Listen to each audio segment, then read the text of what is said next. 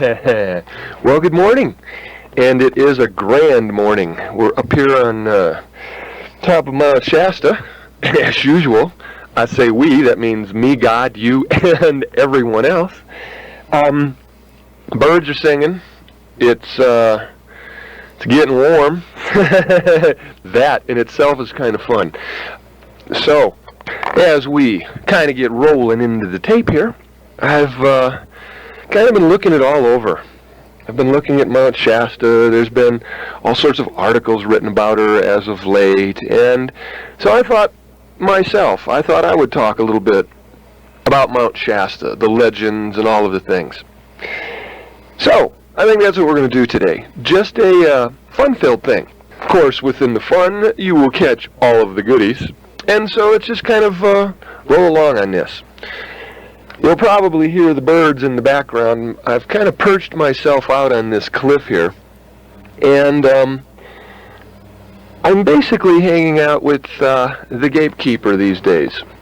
Now, if any of you have ever heard me talk about the Gatekeeper, it's sort of a spot on the mountain where energies have a really good time and can be somewhat easily seen. As a mountain, I guess what originally had brought me here was that I had heard the legends that if I lived or came to Mount Shasta, somehow my spirit would be accelerated, somehow, I would perhaps get to see Saint Germain, or perhaps the beings that lived inside of the mountains, or this mountain, would come to the surface, or perhaps I'd get to see the Lemurians. When I first came here, I looked at a lot of different newspaper articles that were written in the end of the 1800s and the beginning of the 1900s. The legends about this mountain, whether they're fictional or not, are quite aboundful here. And so slowly, as a person who loves being on this mountain and coming up every day and doing several hours worth of meditation for the last 6 years, I hit a period where you have to look at the mountain and say to yourself, like, what's really happening here? What's really going on? What's the point of the legends? What's the point of the mountain? Why do you drive up this thing every day and just sit here and pray? So, let's get into this. As an occultist, I guess we all see a lot of books on different material, and I've noticed that there appears to be a passage that catches myself as an occultist, for lack of a better term, because the word's becoming not so negative meaning anymore.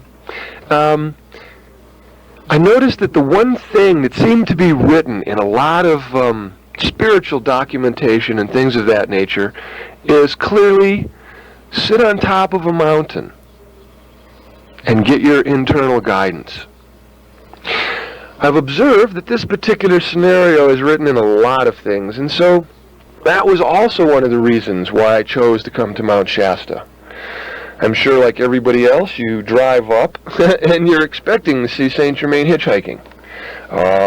Or you expect at least a minor miracle because, hey, you've taken the time to come all the way out here. Now, I've noticed that I live at the bottom of the mountain and right next to the road it comes up.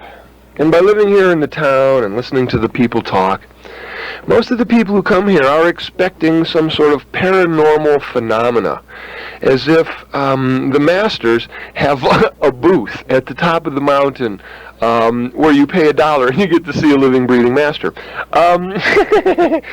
It's cute what people expect, and it's fun to watch them, get what they ask for, except that they're so busy denying the things that do happen that they just kind of miss out on things sometimes. I'm sort of rambling around here for words. I'm still somewhat high from meditating, and I'm very inspired by the mountain. And while I was being inspired by the mountain, I decided to talk about it and put all of the things that I've observed from this mountain and the things that I've learned from this mountain. I think that this mountain per se has guided me and inspired me and taught me tremendously in the 6 years that I've been here. I find that the mountain per se has a unique personality, female in nature, loving, and some of the most powerful energy I've ever seen. I've observed that lots of people come and go from this place, and that the population stays between 4,000 and 6,000 all the time. I've also observed that 1,000 to 2,000 people leave every year, and 1,000 to 2,000 people show up every year. I find that people who are on their spiritual quest really do want to live here, but once they get here, it's almost as if it's a struggle to live here. The struggle is not so much in trying to coexist with the mountain, as the struggle is for us trying to coexist within our concepts and ideas. This mountain produces a ton of energy. It also produces that energy for almost a 50-mile radius. I've observed that people who live in the town and who have lived here for a long time come and go and get out of the 50-mile radius by little things. They'll go up to Wairika, or they'll go to Reading just for a lunch or just for a break, or maybe to buy something in another store. But even the locals have a tendency to leave, say every 3 weeks or 4 weeks, because this place is so intense with energy that it can't help but bring things up within an individual. I have found that the mountain has enough magnetic current to bring up all of the things that we as human beings hide deepest within inside of ourselves. Our ideas, our concepts, our convictions, judgments, insights that we've gained throughout our years. If we are not secure or sure with them, what happens is the mountain brings it up to you. Now, this is created by several reasons. I've heard all of the legends of Mount Shasta naturally, but I don't really see any scientific documentation. And so, you know how I am. I went for the more scientific. Good English, Dennis. More scientific. I looked for the things that common sense, repetition, and unique things of that nature. What I discovered was that around Mount Shasta there are 6 meridian points. Now, for those of you who don't know what meridian points are, they're little tiny vortexes on the planet. You see, you come from this phenomenal planet. She made you. She built you. And on our body, we have all these little tiny vortexes, or nadis. We also, for those of you who have ever seen an acupuncture chart, have meridian lines. There's these lines, that start at the top of your head and go down to your feet. And the energy circuits, your energy, your magnetic fields, the electrons, things of that nature, follow these electrical paths on our body. Now, if we have such paths on our body, which we've pretty much conclusively proven, and if we are indeed built from this planet, then if we have them, so does she. And several books have been written to the fact that there are meridian lines on this planet. Several pieces of material have been written on how birds fly from the north to the south and how they follow these meridian lines. They have certain migrating paths. And when we've checked the migrating paths, we found that they were meridian lines on the surface of the planet. If you want to get a little farther out, we have observed that certain spaceships only follow the meridian lines because a lot of spaceships are magnetically powered. And so a meridian line, which does put out a magnetic field, therefore, would become the most probable source for using magnetic energy in a spacecraft that is being confined to gravity. Around this mountain, there are 6 basic vortexes or meridian points, so spoken of. Now, the only other place that this particular scenario happens is in the Himalayas, where some of the great masters live. And I've also observed that on this planet where there is a collection of great masters or great teachings or a religious place, We have discovered that there are many vortexes in that area, all designed to help accelerate yourself. Now, what do I mean by that? What I mean by this is that as we get next to a vortex, there's more energy, there's more of a spin within the magnetic currents of the planet. Simple to understand. Like, as the planet rotates and turns, I mean, you've heard of tornadoes, you've heard of hurricanes. What are these things? They're swinging vortexes that break loose from their original position, carry enough momentum, and then move around on the planet. These anchored meridian points, or vortexes, spin energy and throw it off, but it's more of a mystical energy. In other words, it deals with your more refined bodies. Now, let's continue in this train of thought. We've got 6 meridian points here. We know that as a human being, we are 90% liquid, or 83% water, but basically we are mostly liquid. We also know that this little rock in the sky called the moon has such an effect on the planet that it can move 2/3 of it daily, and we call it the tide. Now, if the moon can affect our body in the form of tide, which we know it can, because as the liquid from the tide in the oceans goes in and out, so does the liquid in your body move from place to place, as the moon also affects you due to your tides inside your inner body. Now, as your physical body has these tides, here you are hanging out, now you're in Mount Shasta. All of a sudden, there are 6 invisible meridian points, let's just call them giant tide pools. And as they spin, and as they turn, they have an effect also on your physical body, but not only on the physical, but also on the emotional, on the mental, and on the spiritual. I've observed that crises are unique here at Mount Shasta. When you have a crisis, and being a healer, naturally you observe the body a lot, I notice that certain meridian points around the mountain, for whatever reason, become activated in their normal time. And as they become activated, so do we. Whether it's a plus or a minus, that's up to us to decide how we choose to interpret the energy. But I have noticed that these energies come. Now we've got 6 energies pulling on us from all different perspectives.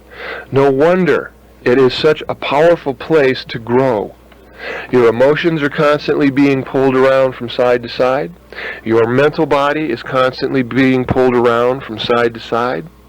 Your spiritual body also is being somewhat manipulated by these gigantic vortexes. They sometimes create massive confusion in individuals, just as a normal state.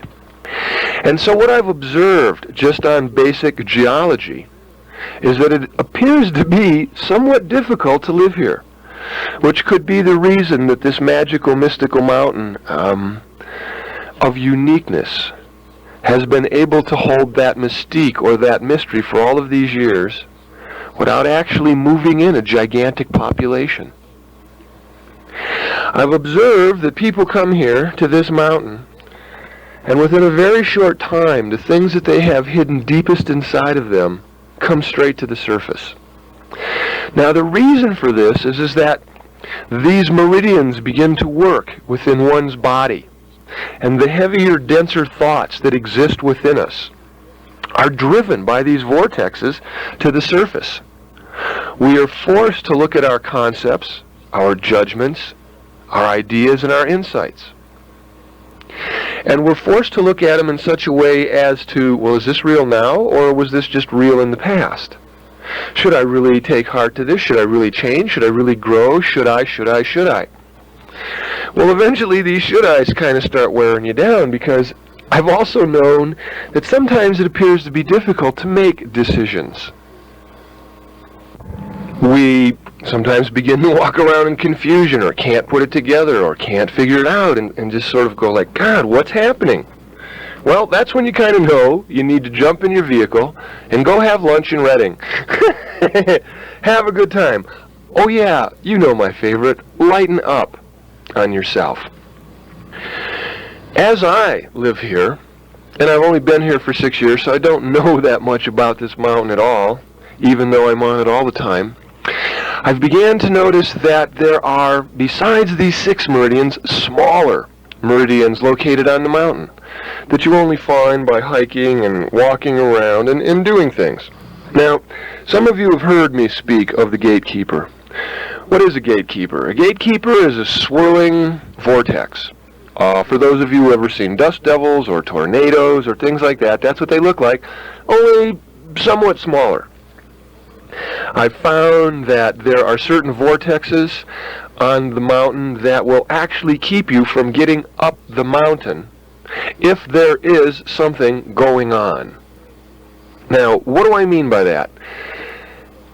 I've sat in my car, and so basically what I'm relaying to you are the things that I've discovered about the mountain, not, the legends or the tales, but what I've sort of picked up. I've sat on the other side of one of these vortexes when I knew there was a lot of energy happening on this mountain.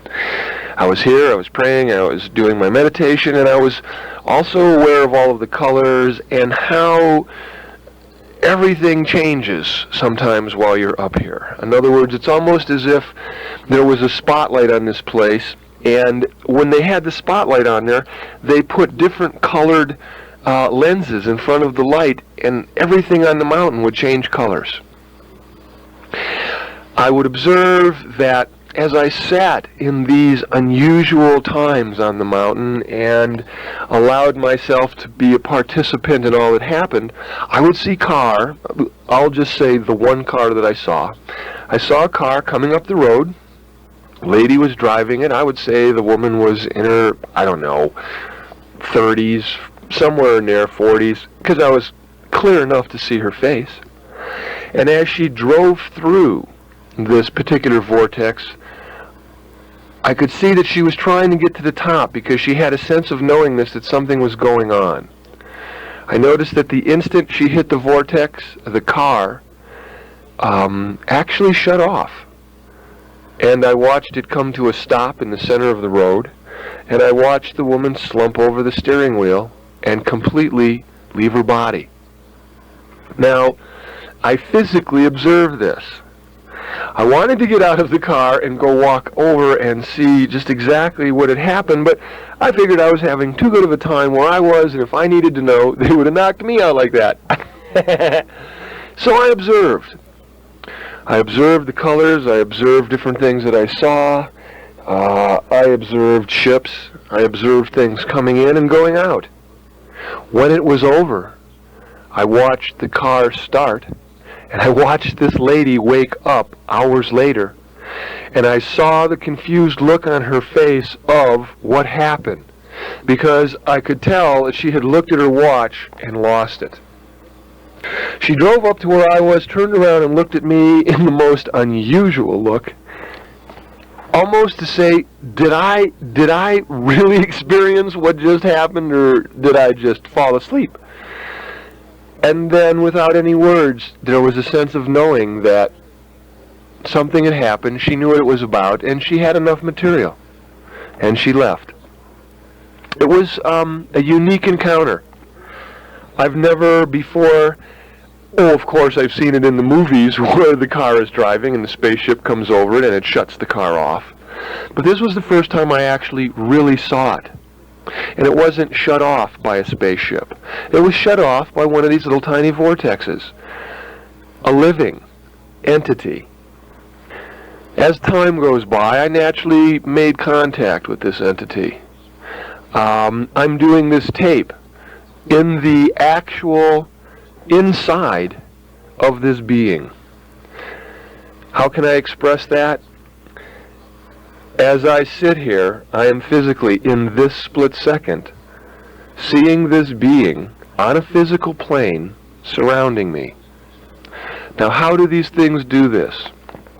First of all, you've seen dust devils. They will start to spin and they lift dust up. And then you can see the column of the entity. We just call them dust devils. The one here I call a gatekeeper because it doesn't lift the dust up. It creates a vapor or a mist that looks something like dust except that as I put my hand into it, like right this instant, you can't feel any grit. It is a mist. And it just lifts from nowhere. In other words, this being has the ability to create something out of nothing. So actually, as I was sitting here in its presence, kind of just, chewing the fat, I decided to talk about it in the mountain per se, and give you some insights as to what are some of the things that I've just picked up by hanging out on this planet and observing. So that's why I'm sharing all of these things. Also, people have been sort of saying, hey, how about something exciting and different? Give us a little, metaphysical, way out there stuff. So I'm kind of taking care of that also. Along with the mist that is constantly coming around, well, I won't say constantly because it stops for a moment or two and I no sooner said that and it just started getting thicker. Besides this, it has the ability to move rocks.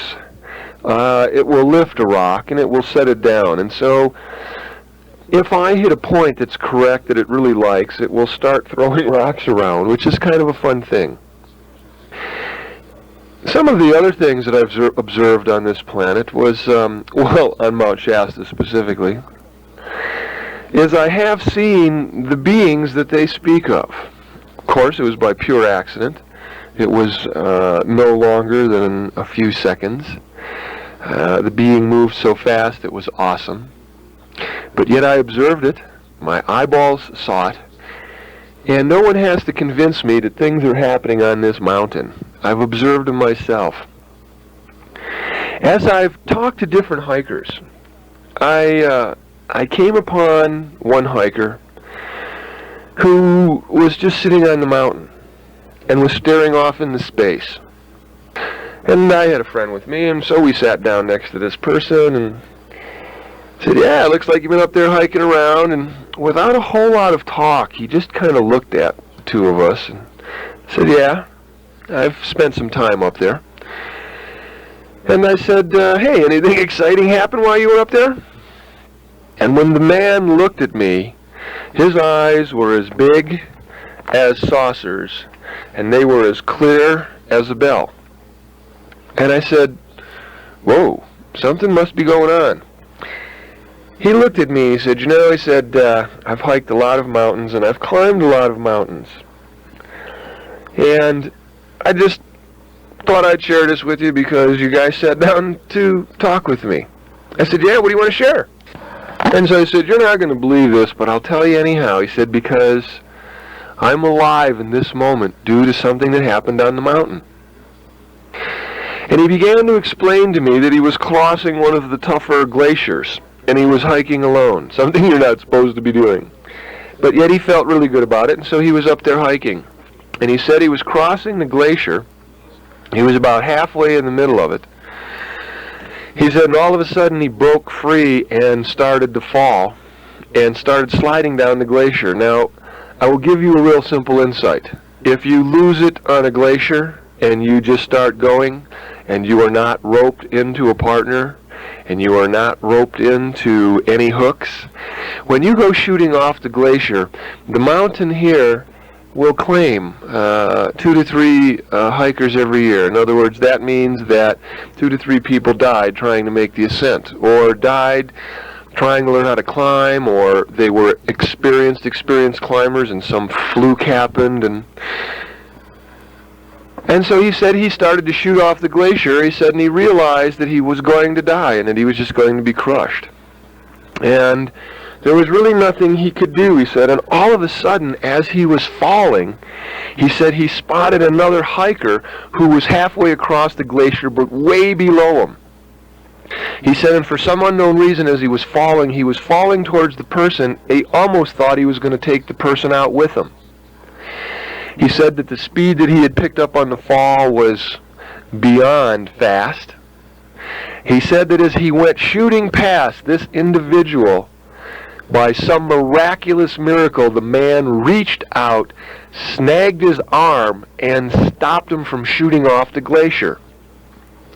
Now, when I listened to the man tell the story, I could tell that he was falling at such a rate of speed that nobody could actually catch a person in midair like that and stop him without getting pulled off the glacier himself. He said the man grabbed him and held him with strength he had never felt in his life, but that he was so grateful. He didn't care how the man did it. He was just ecstatic to be alive. He said the two of them talked for a little bit. They decided to pitch right there on the glacier because they thought that it was a very special moment that they had both reached. And he said they just camped out for the night. He said he didn't sleep much because he tossed and turned because naturally after that much adrenaline goes through the body, there's a little bit of a rush in there. He said so he was basically sort of awake, sort of not awake. He said, and as he rolled over to kind of see how his partner was doing, to see if he was having any trouble sleeping, there was no one there. Now he said, wow, that was kind of unusual for this man to leave in the middle of the night somewhere, but apparently he had. Now the kid, kind of curious, just got straight up, pulled his flashlight out, and discovered that there were no marks from another person. Now, when I mean marks, what I'm talking about is you've got these clampons, or these steel cleats that you wear on your boots to get good grips into the snow. And they leave distinctive marks. There was no sign of a man, there was no sign of the camp that they had put right there, and there was absolutely no trace. The climber came down the mountain, and when we saw him, he was still in the shock, because it had just happened. Now, you could tell in this man's looks that what had happened was definitely real, and you could also tell that he was not going to tell the story again. And you could also tell that for some unknown reason, he didn't know why he told us, but he did. And within all of these things, these were the things that encouraged me to believe that there is really a God somewhere in this mountain, centered. No, not God, because God's everywhere. But let's just say there might be a stronger focus in different places due to the energy vortex that pulls. Okay, meet you on the other side.